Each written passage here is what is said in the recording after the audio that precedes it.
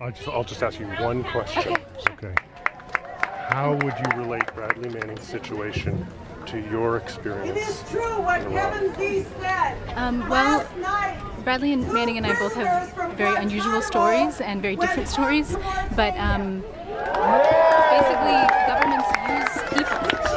The Iranian government tried to use myself and my friends to extract concessions from the U.S. government, and the U.S. government is using Bradley Manning to set an example and to discourage other people from acting on their conscience and whistleblowing in the future. Bradley Manning and I were both also psychologically tortured in prolonged solitary confinement, and Bradley Manning was, the reason for him being in solitary confinement was for his own protection, which is something I also heard from my captors in Iran. That you mean the justification? The justification they used was for protection. They said that solitary confinement was, he was on suicide watch and that he was a risk, even though he had several psychiatrists say that he wasn't suicidal. The real reason that Bradley Manning was in solitary confinement was to break him and to hopefully get him to confess or to implicate Julian Assange and WikiLeaks, which he didn't do. Broken prisoners are easy to control, and torture that Bradley Manning had to endure is something that I relate to, and I feel very strongly that we should all be horrified by. And it's also something very widespread across our country, unfortunately. The United States has more people in solitary confinement than any country in the world. And more people in prison, at least on a per capita basis, for sure. Thank you very much, Sarah. And I'm so glad you and your friends are home safe. Right on, thank you.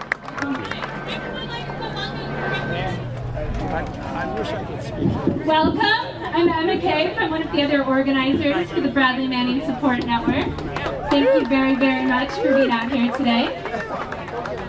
So next I'd like to introduce our next speaker, Sarah Shourd. Sarah spent her 20s doing human rights and international solidarity work around the world. She's been active with the Zapatista movement in Chiapas, Mexico, and lived for a year in Damascus, Syria, teaching Iraqi refugees with the Iraqi Student Project. While she's done all this amazing work, you probably are most likely to know Sarah because in 2009 she was captured by Iranian forces while hiking in Iraqi Kurdistan.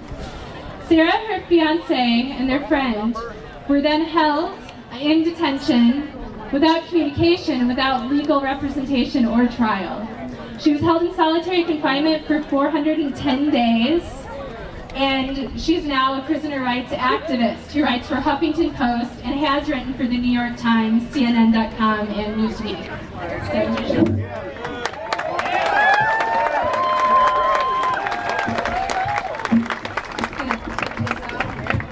Okay, so I know what it's like to sit in a prison cell and know that you don't deserve to be there.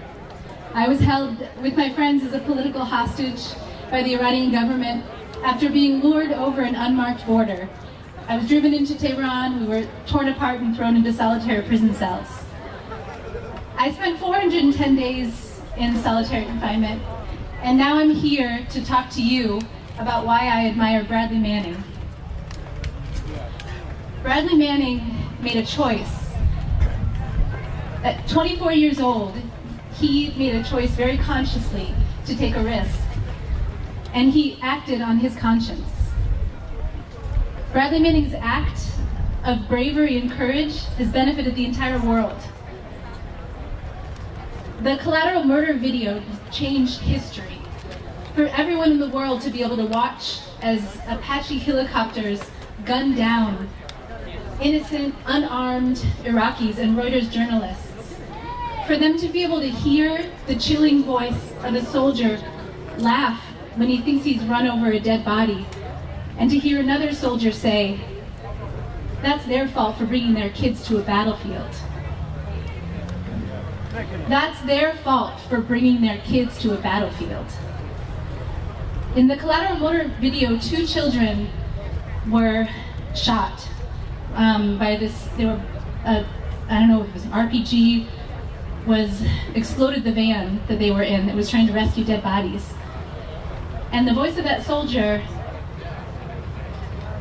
is justifying the atrocity and the murder of children.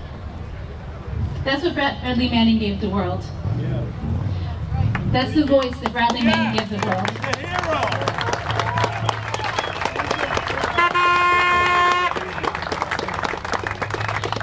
The Obama administration is on the wrong side of history for persecuting whistleblower Bradley Manning. Obama, the candidate, said that whistleblowers were patriots. And now the Obama administration has targeted whistleblowers more than any other administration in history.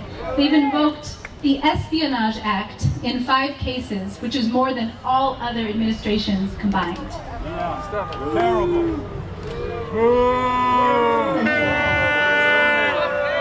So Bradley Manning and I have very different stories. I was held as a political hostage. He's a whistleblower in the US military. But what we have in common is that we are both being used by governments. My friends and I were used by the Iranian government to try to extract concessions from the US government. Bradley Manning is being used to set an example so that more whistleblowers, or potential whistleblowers in the future, will be afraid to act.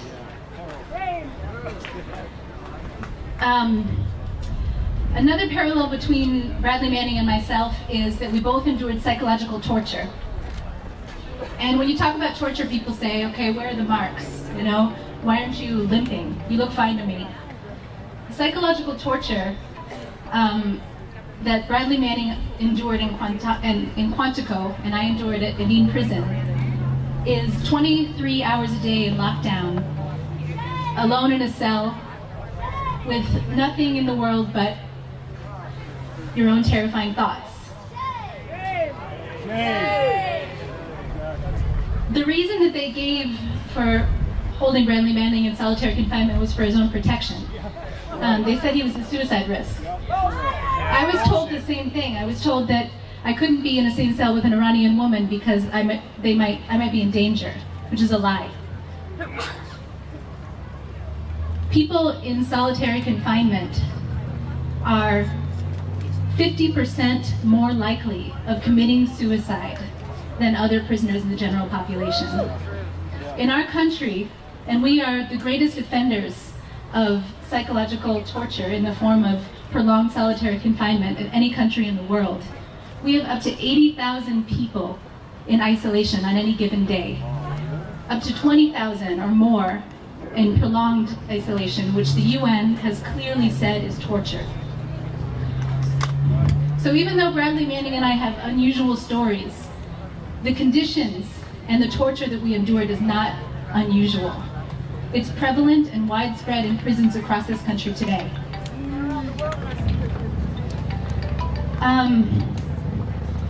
When I try to describe the torture of solitary confinement, I don't think, I'm always at a loss for words because I don't really think that it can be described in words. It's like a slow death.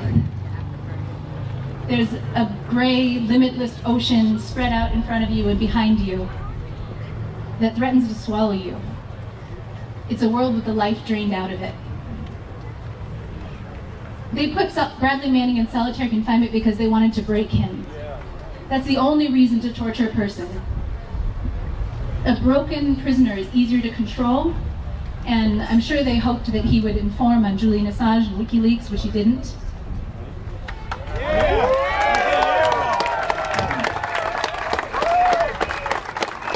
I work now with an organization called Solitary Watch, and we're trying to get the US government and prisons across the US to admit that we hold more people in solitary confinement than any country in the world.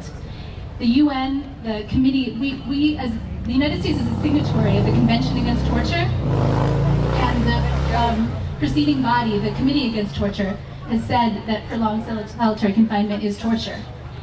In 2011, the Special Rapporteur on Torture, Juan Mendez, said that any period of over 15 days can cause permanent psychological damage and can constitute torture. In our country, we have people in solitary confinement for months, years, and even decades.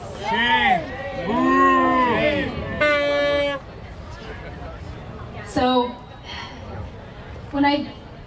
when I think, if I could, what I would do is I would walk up to Bradley Manning and I would put my hands on his shoulders and I would thank him. I would thank him for trying to prevent Iraqis from being tortured. I would thank him for helping information get out of corruption in Tunisia that added to the momentum that sparked the Arab Spring. I would say thank you, Bradley Manning, for helping us have a more informed debate. Thank you, Bradley Manning, for your courage as a whistleblower.